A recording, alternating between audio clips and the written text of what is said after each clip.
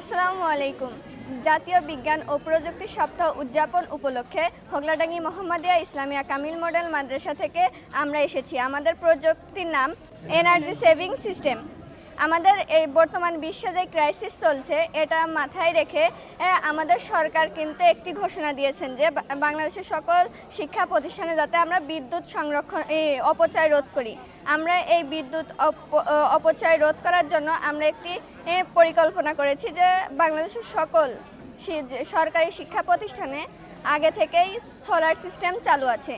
আমরা এই সোলার সিস্টেমটিকেই আরও অধিক উন্নত করেছি এবং আমরা আমাদের প্রতিষ্ঠানে যে বিদ্যমান সোলারটি আছে সেটির চারিপাশে আমরা সমতল দ্রোপণ দিয়েছি। এর মাধ্যমে সূর্যের আলো যখন এই সোলারের উপরে পড়বে এবং সেটাতে অ্যাবজর্ব করবেই এবং আশেপাশে সূর্যের আলোগুলো রিফ্লেকশনের মাধ্যমে এসে আবার আমাদের সোলার প্যানেলের উপরে পড়বে। এতে কি হচ্ছে, এই সোলারের যেই কোষগুলো আছে প্রত্যেকটি কোষই সক্রিয় থাকছে এবং আগের যেই পরিমাণে বিদ্যুৎ উৎপাদন হতো তার থেকে এখন দ্বিগুণ উৎপাদন হচ্ছে। এতে আমাদের মাদ্রাসার যে বিদ্যুৎ চাহিদা আছে সেটি সম্পূর্ণরূপে পূরণ করতে পারছি। এখন আমাদের এই বিদ্যুৎটি এখান থেকে আমাদের ব্যাটারিতে আসবে এবং এই ব্যাটারিতে রিজার্ভ থাকবে। এখানে আমাদের ব্রাশলেস এসি মোটরে আসবে এবং এখান থেকে সরাসরি আমাদের শিক্ষা প্রতিষ্ঠানে ফ্যান এবং লাইটের বিদ্যুৎ প্রবাহ চালু থাকবে।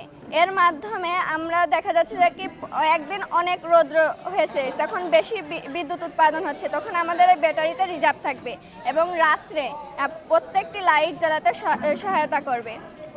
এর মাধ্যমে আমরা এর সুফল পাচ্ছি। আমরা আমাদের